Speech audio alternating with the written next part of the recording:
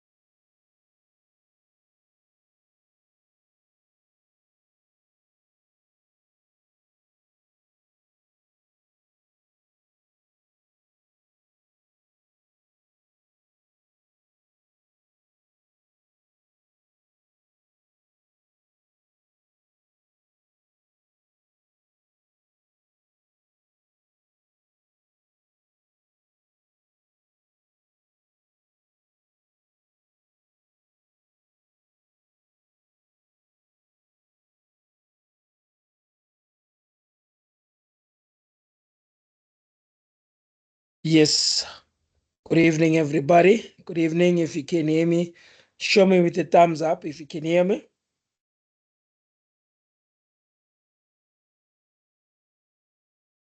Yeah, I can show me the thumbs up. Okay, I can see that. Perfect. Yeah, I can see that. Perfect. Yeah, welcome to our class for management economics. Yeah, initially we were supposed to have it as a face-to-face class, but we ran into some venue problems with Frederick Kirsten, the coordinator as well. Yeah, my name is Nelson Piri. I'll be taking you for this module for the next coming weeks until the end of the year.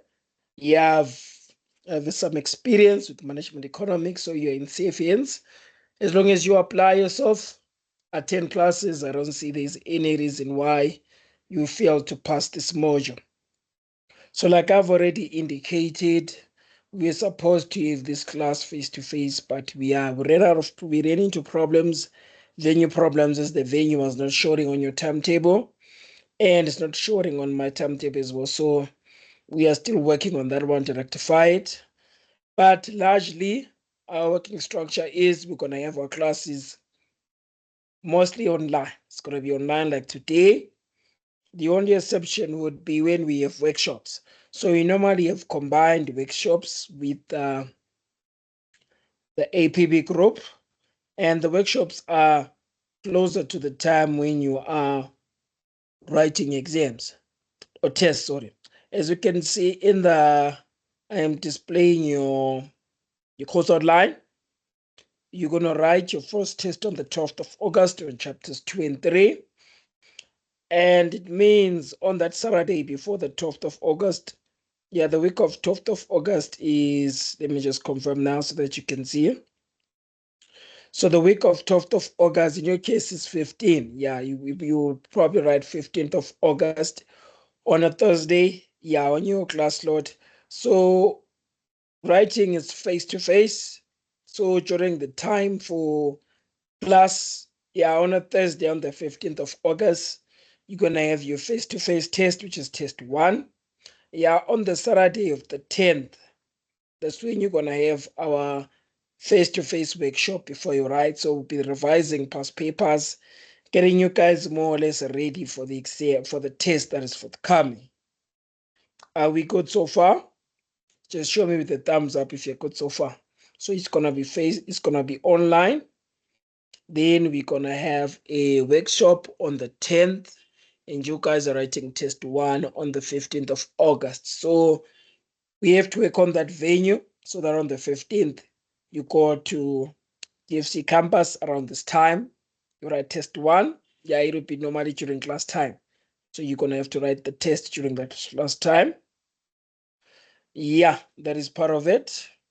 That's class structure, face-to-face element, and the workshop and the online ones. Then now let me get on to a bit of more admin so that I can lay the work for you.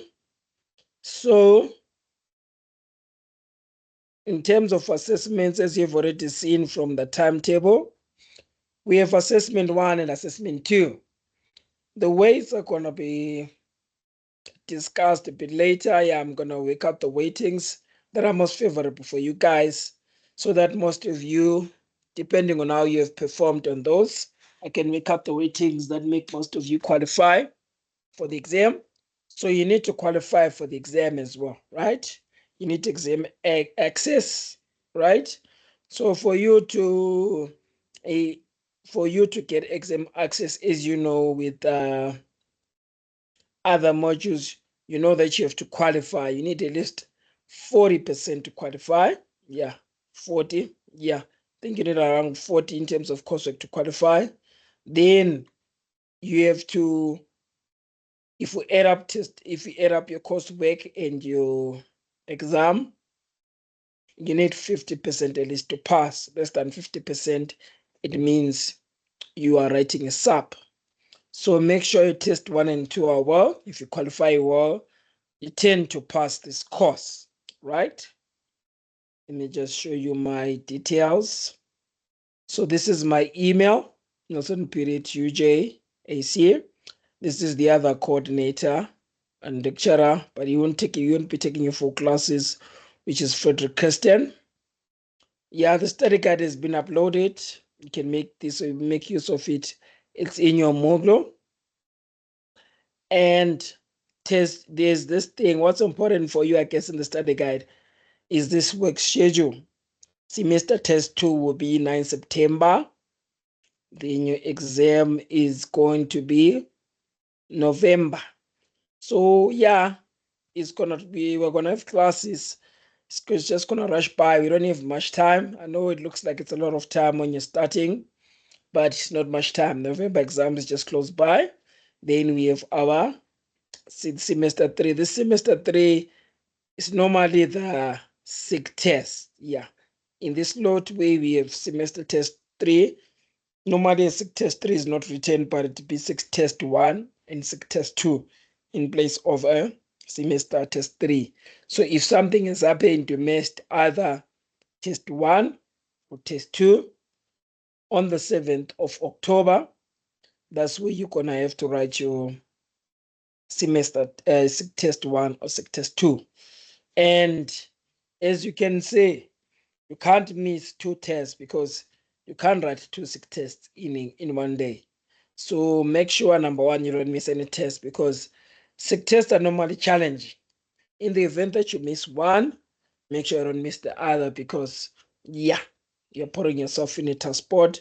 So try by all means to write the normal tests, not the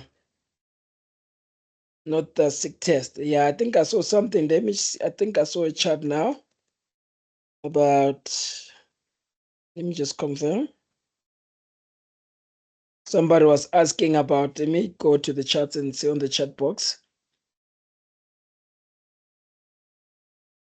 So say about the exam, will you give scope right? Because wow. Yeah, obviously, as I teach you, I give scope. So make sure you attend all classes, Namhla.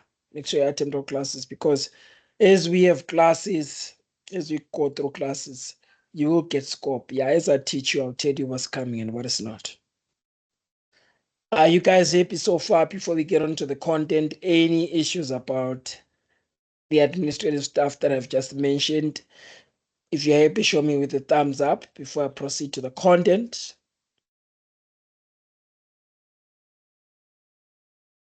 Okay. Yeah, also like engaging you guys. So I will be asking you questions. You might need to type them on the chat box.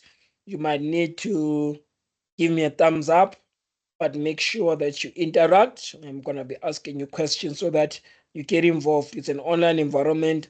It becomes much better if you guys participate, attend. It becomes easier that way. All right, let's get started. I'm going to share. Let me share the slides now.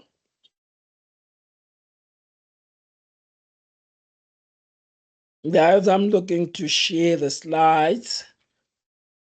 Who wants to tell us what is economics? What is economics?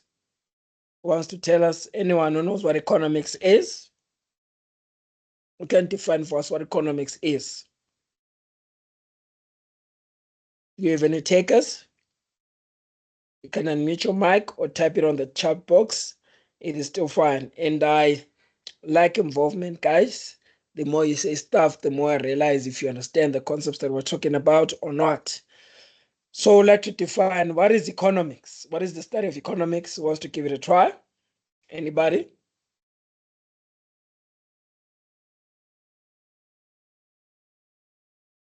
Anyone wants to try? Yeah, I'm gonna pick on anybody if no one is forthcoming. Yeah, there's hope. Yeah, I'm gonna start with your class rep, Coco. Uh, what do you understand by economics? In your own words, how would you define economics? Say I'm not a class rep. No, I'm kidding. I'm just playing. I was just saying that I was joking. You can start. Yeah, I was playing Okay, about it. I think economics has to do with money or something related to finance. All right. Something Yes. money, something to do with finance. Okay, that's good. You're more or less there.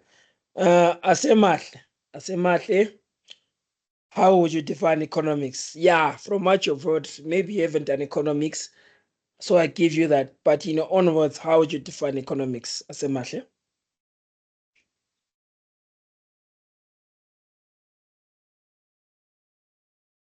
Are you there, Asemahle? Can you hear me?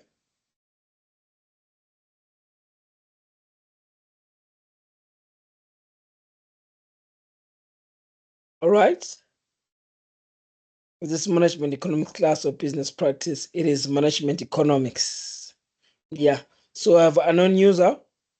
Let me go to the chat. I have an answer in the chat. A non-user. Economics about how we produce things, how we treat things, and how we use the resources. Yes.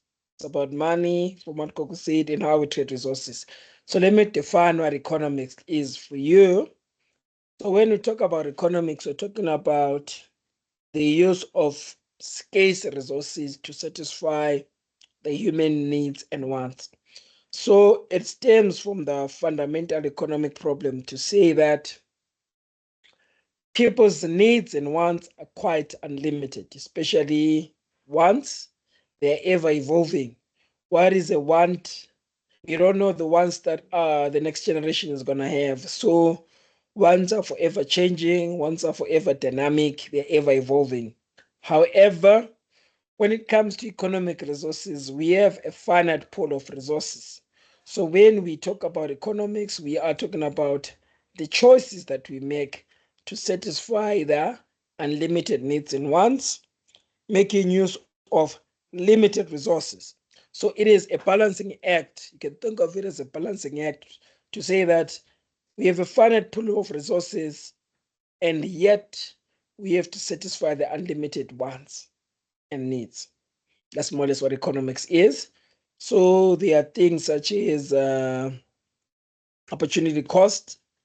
So when you talk about opportunity cost, we are saying what do we have to, what's the value of the best alternative that we have to sacrifice in order to satisfy a given want. Let's give an example for the government. The government knows that it has limited funds. It can either invest in education or it can take the money and build roads. So the money that is not invested in education is taken and invested in building roads. So the opportunity cost of building roads will be the money that is used in education. So the value of the best alternative that you sacrifice is the opportunity cost.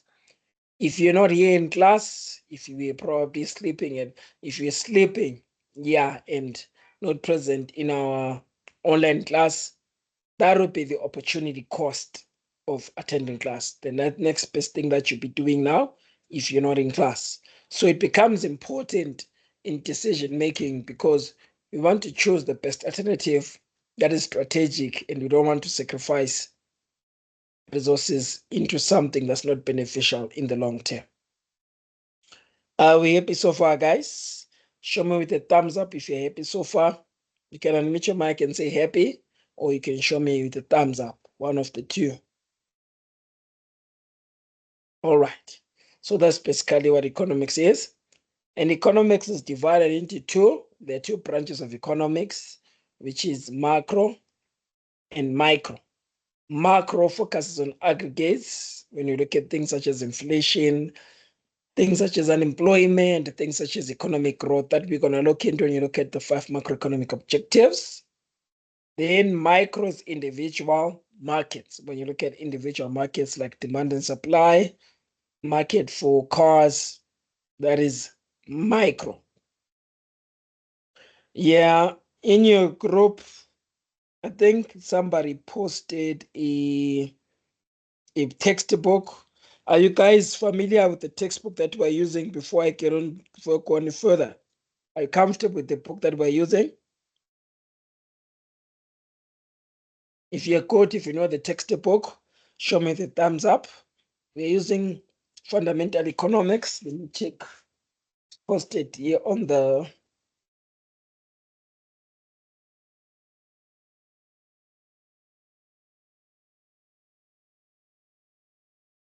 it's posted on the group. Let me confirm.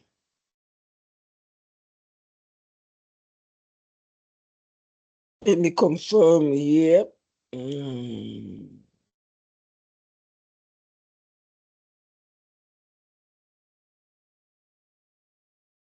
If I have it open somewhere so that I can display it for you. Yeah, I think I have it open. I think I'm going to share it now.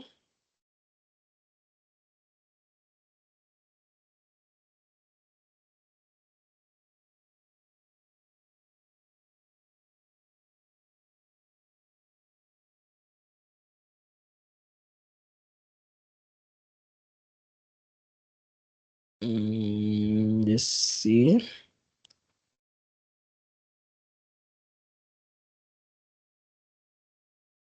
Yes, this is the book. Yeah. I saw some of your classmates have it in the other group. I know some of you have PDFs as well, but this is the book that we're using, Fundamental Economic Theory for Business. So, yes, you need this book, guys. It gives you a context as through the things that we're going to cover. It explains the basic economics concept. So if you haven't done economics, I think it's a must for you to get it so that you can start reading and get familiar with the concepts that we're going to do. Yeah, somebody wanted to say something. I see somebody was saying something. You can go ahead. Do I have a question? If you have a question, you can mute your mic and say something. Yeah, I can see Spuma. Do you have a question? No, sorry, sir. No, I don't have a question. All right. Moving forward. So that's the book that you need. And it comes with the workbook. The workbook has practice questions. So I would advise you make use of the workbook because it sort of gives you the practice that you need. We're gonna do some. I don't have the workbook. It comes with the question with the book. If you buy the physical book, it comes with the workbook, so you can organize with some of your friends with the textbook. Then we can do it like that, right? Yeah, somebody's already put the book on the group, which is fine. So if you have one friend of yours who has a book, they can scan it, the workbook, they can scan it as well and you use it. I think probably that would be cost effective as well. So I can see somebody posted on the group. So that is your book. All right, going back to where we were, I'm going to display the slides again.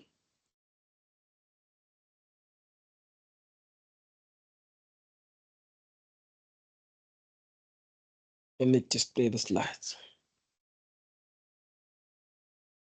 So that textbook is important for you because for practice, it's important that you get used to practicing because as you see, it's all about practice. It's more just not really difficult. If you practice, get used to the questions, you see it's quite easy. All right, let me display now.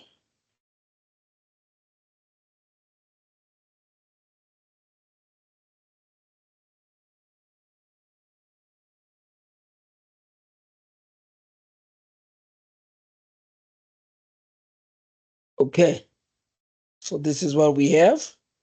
So what are we talking about now? We're talking about the factors of production. So I'm introducing a concept called factors of production.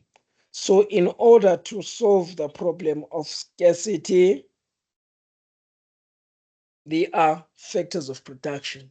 So factors of production are more or less the resources that we need if we want to address production and alleviate the concept, the problem of scarcity of insufficient resources.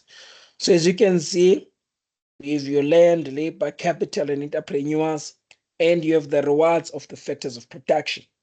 So what we normally ask is in tests, in exams, we ask the four factors of production and we ask the rewards as well. And they're displayed there right in front of you. So factors of production are land, capital, natural resources, and entrepreneurship. So natural resources are sometimes referred to as land. Yeah, it's labor, capital, natural resources, sorry, not land, capital. So labor, we are talking about the physical and mental effort of workers, those that are involved in white collar jobs, that are involved in blue collar jobs. Whether you use your physical output or you use your mental intellect, it's all classified as labor. So labor, the reward for labor obviously is wages. People pay work and they are either paid weekly wages or they can be paid a monthly salary. So wages and salaries are the rewards for labor. Then you have capital. When we talk about capital, we're not only talking about money, it can refer to equipment, capital equipment used in the production process. It can refer to all the machinery that were utilized in the production process. That is capital. And the reward for capital, it's interest. So the reward is derived from capital isn't the lump sum of money that can be used to start a business. Hence, it is called interest. Then we have your natural resources. These can include things that we get naturally from earth, like your water, animals, trees. even the land that you know, where you plant stuff, all of that is natural resources. And the reward for natural resources, it's rent. Then lastly, we have entrepreneurs. Entrepreneurs are these people that put together the factors of production into one. Then they facilitate production to occur. Then for the entrepreneurs, because of the effort that they put, the reward for them is profit. So they draw profits from their efforts, the entrepreneurs. So those are the factors of production.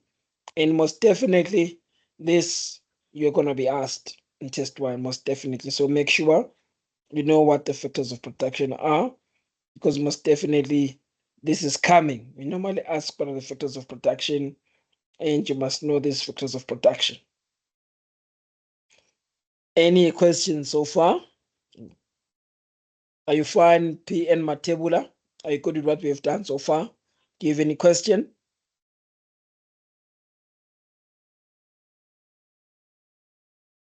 All right. As Masilela, are you also well? Do you have any questions, or are you fine so far? No questions, sir. I'm still fine. All right. Let me proceed then. Let me proceed. Coming back to our slides. Let's see where we are.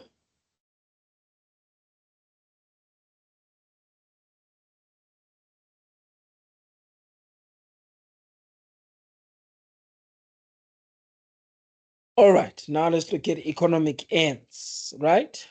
So economic ends, these are the 5 macroeconomic objectives. Yeah. Learn these 5 macroeconomic objectives, master them, because they'll become your friend. They become your friend. You have to know them inside out, because the stuff that we're going to do revolves around the 5 macroeconomic objectives. And if we were to talk about the pillars of economics, these are the 5 macroeconomic objectives that we're talking about. So the first one is high and sustainable economic growth.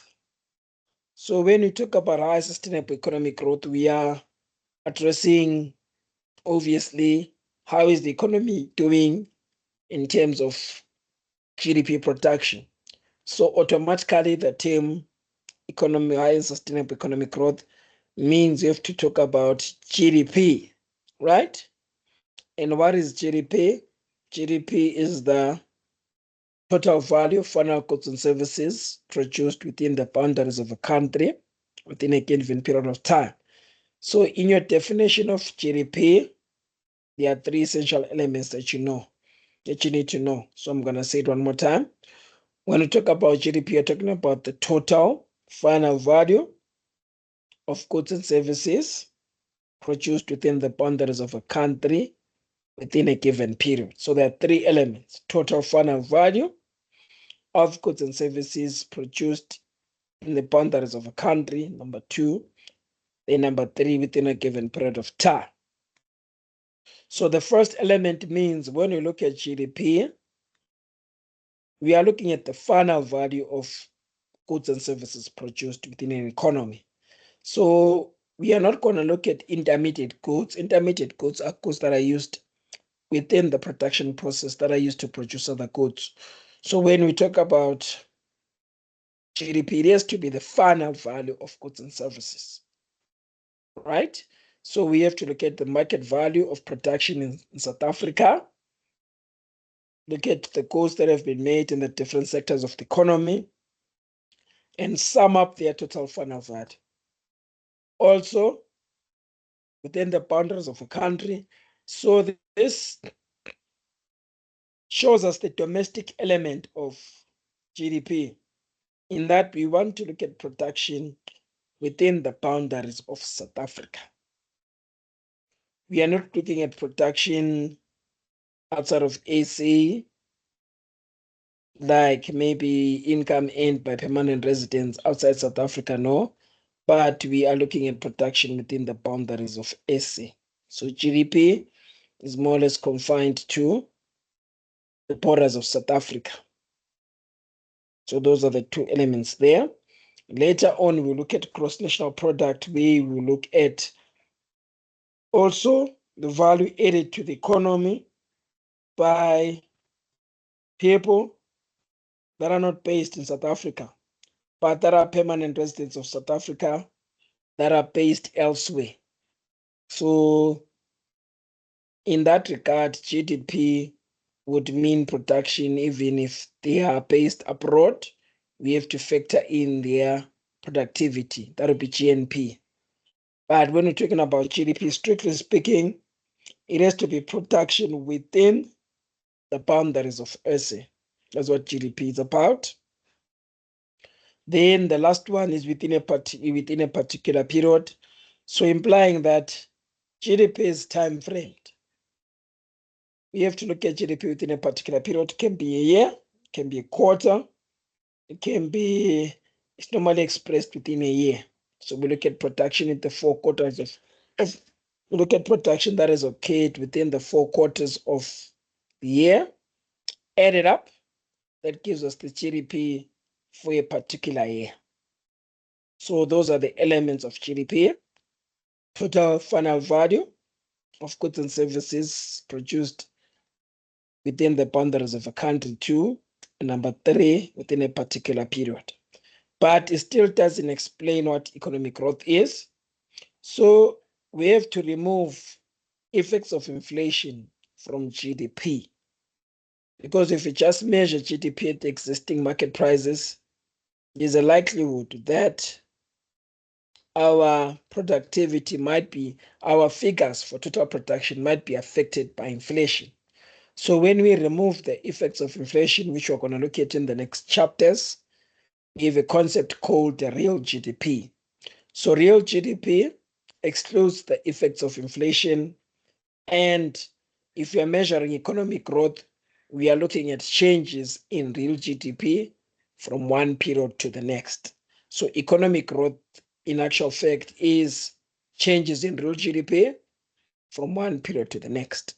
So when you hear the word economic growth or microeconomic growth, microeconomic objective of full economic growth, remember that we're talking about GDP and in particular real GDP.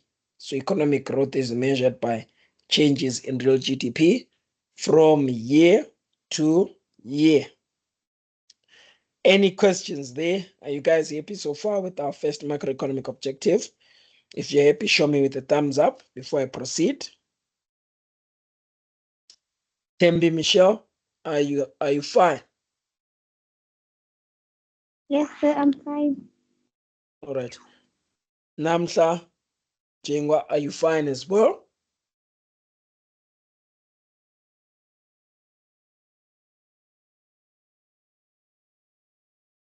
All right, cool. That is fine. So that is macroeconomic objective number 1. Moving on.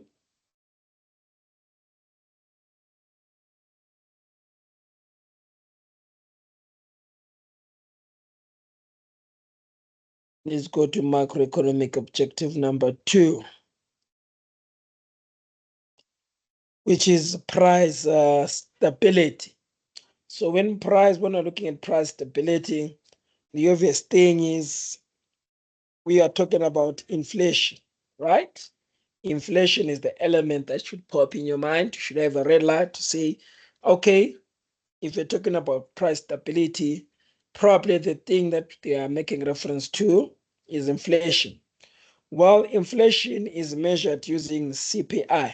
There's something called the Consumer Price Index. So with the Consumer Price Index, what happens is we add up goods that are representative of the standard of living in SA.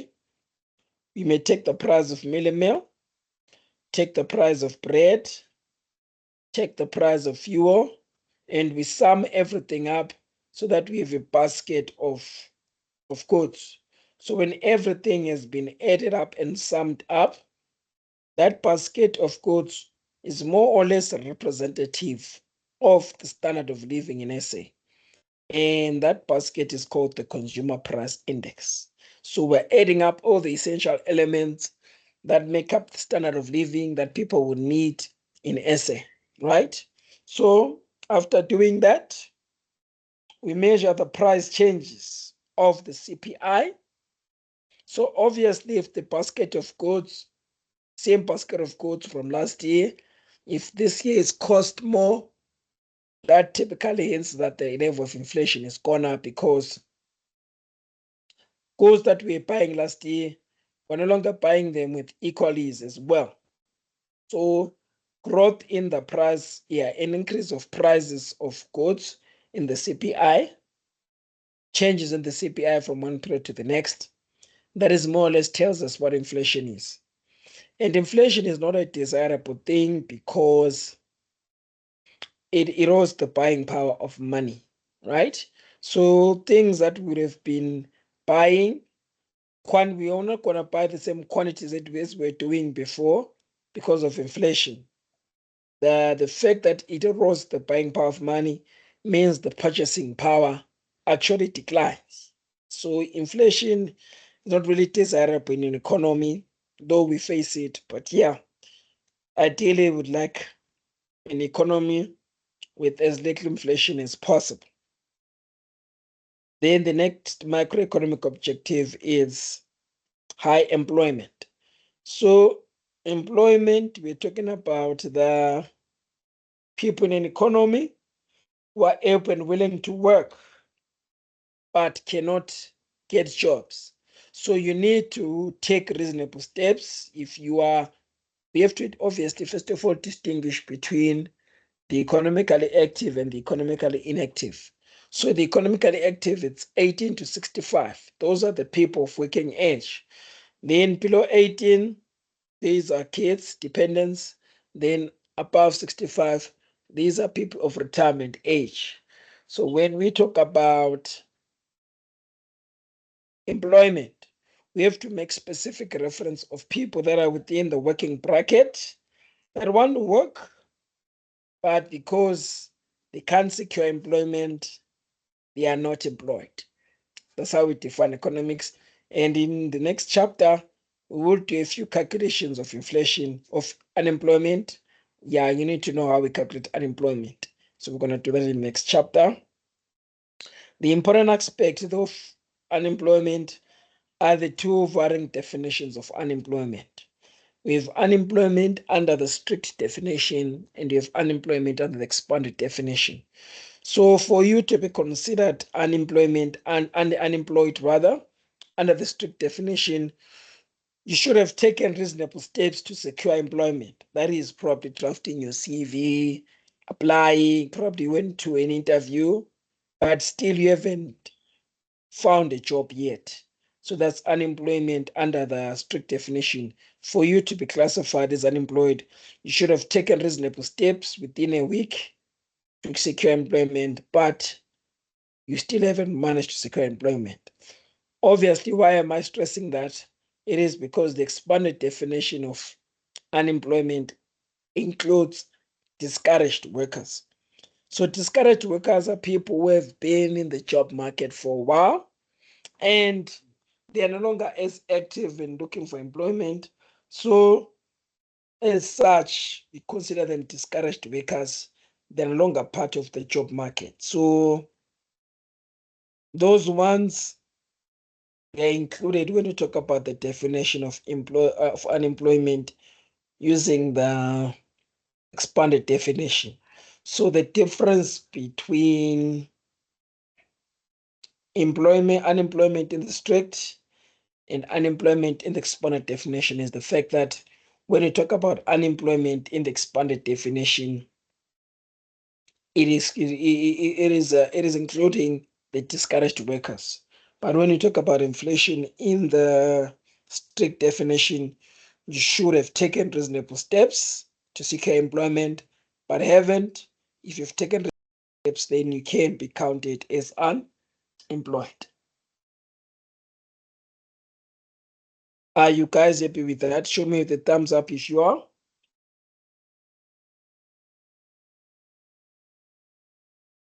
Let me just tune on to the screen to see your thumbs up. Okay, I can see those thumbs up. Any questions so far on the three macroeconomic objectives that we have done? Are there any questions so far?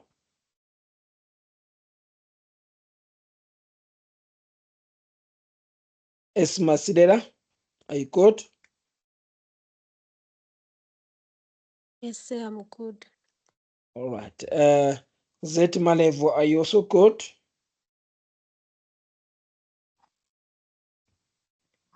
I'm good, sir. All right. All right.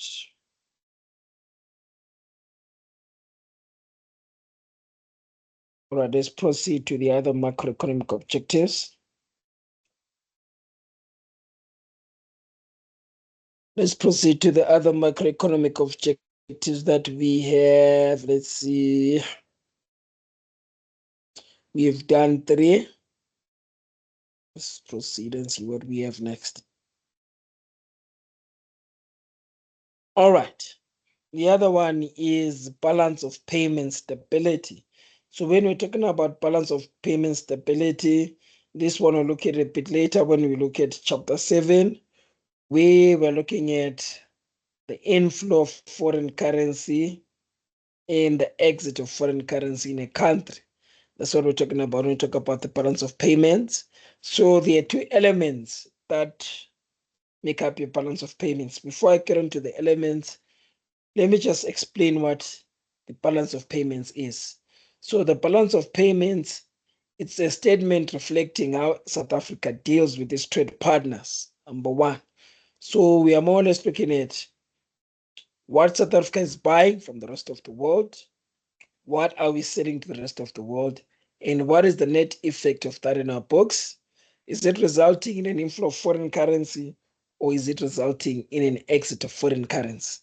That's more or less of what we're talking about when we talk about balance of payment stability.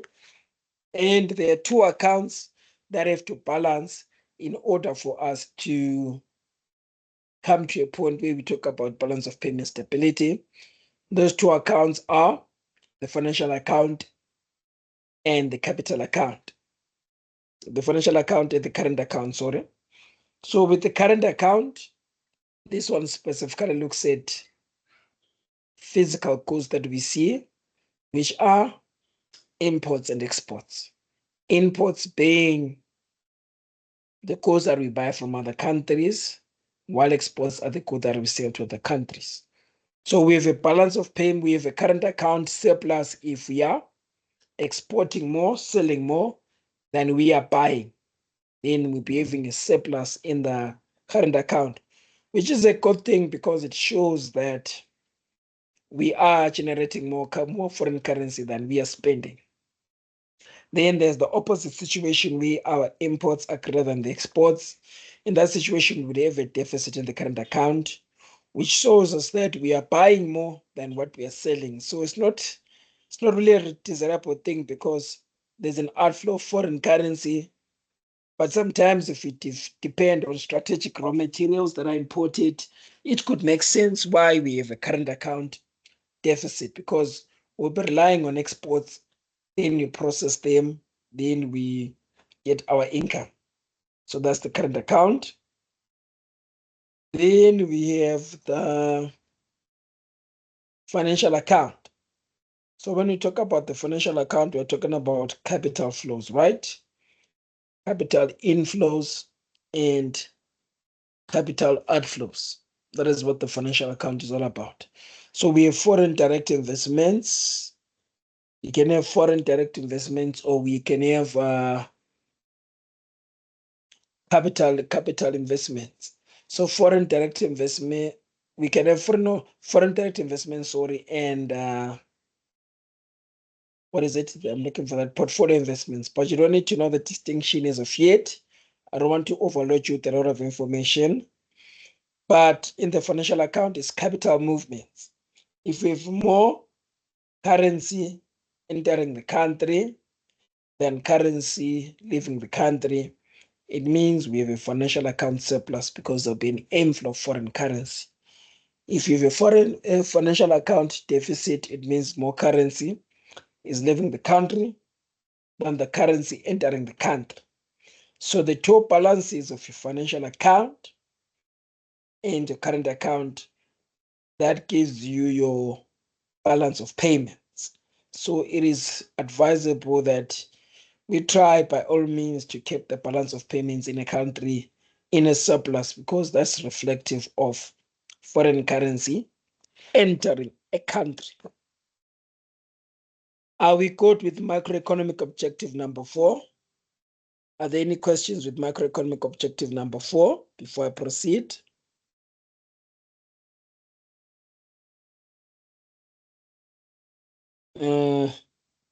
Kirabilwe, do you have any questions so far on the macroeconomic objectives that we've done?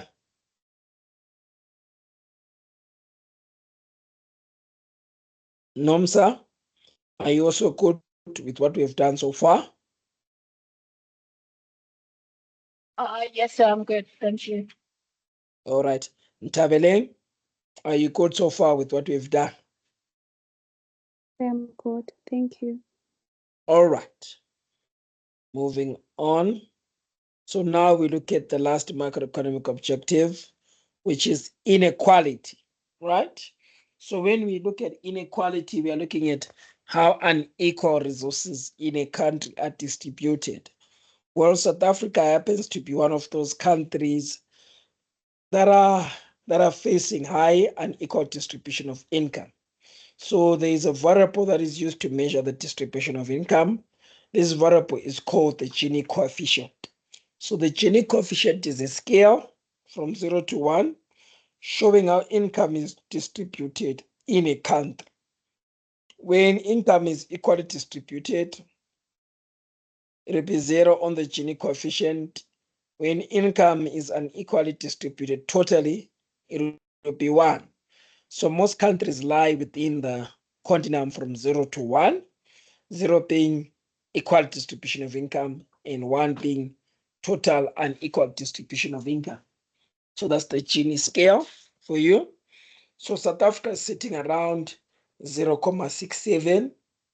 That is how it lies on the Gini scale, 0.67, which is representative of a high level of unequal distribution of income. And there's nothing as poignant as looking at let's say if you were to look at the living condition in a township like Alex, and you look at what is happening in Sandton, that sort of shows you the degree of inequity that persists in South Africa. So it is not desirable, but due to what happened in the history with apartheid, it contributed to all of that. So when we talk about equitable distribution of income, we're talking about how equal resources are distributed in a country. All right, let's go on to the next slide. So this one is showing us the Hi, sir. Yes. Sorry to disturb you. Can you please go back to the previous slide? Yes. On the previous class that we had at APB on Monday, for the first economic and the high and sustainable economic growth, I heard you talking about GDP, ne? And then on the previous class, you did mention that formula, that's C plus I plus G, but I didn't hear you talking about it now. Okay, that one, we're going to look at it deeply when we go to the next chapter. That was more or less an introduction of what you should observe. That one is used to measure economic growth. So when we do calculations, we're probably going to go through that. So what I said in that class was there are 4 elements. If you're calculating economic, there are 3 methods of calculating GDP rather, which we're going to do in the next chapter. But let me just, since you've brought it up, let me just briefly touch on it. So there are 3 methods of calculating GDP, which are mentioned in that slide. So there is the income approach, there is the expenditure approach, and there's the production approach. So the one that you're talking about, the C plus I plus G plus X minus M, Yes, C sir. representing consumption, I representing investments, G representing government expenditure, X representing exports, and M representing imports. So that identity is what we call the expenditure approach for calculating GDP. So if you were to use the expenditure approach for calculating GDP. We have to take consumption plus investments plus government expenditure plus exports minus imports, right? Yes, sir. Then, yeah, just to finish up, since we have already mentioned that, that one is one approach. The next approach is the income approach, where you add up the incomes of the factors of production. I've already told you about the factors of production, the rewards being rent, wages, being interest and profit. So if you add up those rewards of the factors of production, that gives you GDP under the income approach. Then lastly, there was the production method where I said there are three sectors of production, which is the primary, secondary, and tertiary. If you add up those sectors of production, that gives you GDP under the production method. Yeah, that's what I said. Yes, sir. Thank you. You're comfortable with that, right? Yes, sir. All right. Is there anyone with a question? Are you guys all comfortable with what I've just said now? Yeah, we're going to look at it in detail later on. This is just an introduction of the things that you're going to expect. We're going to look at it in detail in the next chapter. We're going to do a bit of calculations. But are you guys happy so far? Any questions so far?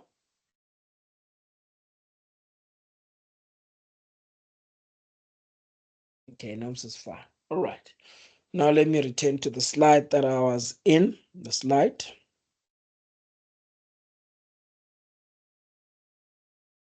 So I was talking about showing you the unemployment levels. So this is how the unemployment rate has evolved in South Africa, as you can see there. So initially, January, it was low, January 2017. I was sitting at 26.5, increased to 27.7 in July 2017, then decreased again to 26.7 in January, and in July of 2018 increased to 27.5, then it reduced, then in 2029 the unemployment rate was 29. So remember, the unemployment rate is measured using the strict definition. I think politicians probably want to, yeah, for political purposes, it sounds much better if the unemployment rate is, yeah, a small figure. So I think the reason why the strict definition is used because the unemployment figure looks smaller when you use the strict definition, unlike when you use the expanded definition. When you use the expanded definition, you do see that the unemployment figure is quite hefty. It's quite a large figure.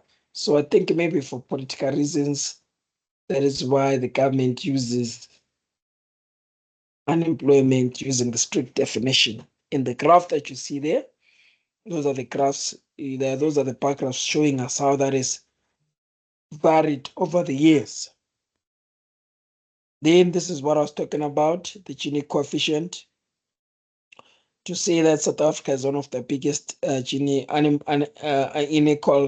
inequity figures, as you can see there. The Gini coefficient is 67, which is quite huge. So other countries are there and about. So that's the scale that I was talking about when I was talking about the Gini coefficient. So when you talk about the Gini coefficient, this is the scale looks like, where we have the unemployment, where we have the figure for South Africa, then you have the figures for Brazil. So it shows us the gap of inequity between the rich and the poor. I remember when I was doing my first year back in the day, there was a statistic that 10% of the elite population in South Africa own 90% of the resources in the SA, while the remaining 90% scramble for the remaining 10%. It just shows you how unequal income is distributed within this country, which is quite hectic. Then these activities, we are probably going to look at them next week in our next class. When we apply here, we're going to look at this in our next class. But for now, it was just a basic introduction, and some of the things we're going to look at them in our next class. So this was a basic introduction to economics and what you can expect going forward. Are there any questions? Are there any questions? Are you fine, Pamela? Yes, I have no questions. All right. Are you fine, Tembia? Just need to see all of you showing me your thumbs up before we proceed, before I end the class so that I can see everyone's fine. Yeah, if you're happy, show me the thumbs up. All right. All right. So expect what we did today in more detail. So this was more or less like an introduction. Later on, we're getting deeper and we're going to answer some of those questions that you saw there. Zetmalevo, is that a question or is it a thumbs up? Do you have a question for me, Zetmalevo? Oh, no, sorry, sir. It's a thumbs up. All right. Yeah. Expect more. Next week, we're going to go deeper, but this was an introduction which covers more or less the aspects that we're going to do throughout the year. So if you guys are good, I guess I'm good. I will see you next week, same time, online for our next class. Have a lovely evening, guys. I will see you next week. Cheers. Thank you, sir. Bye. Bye.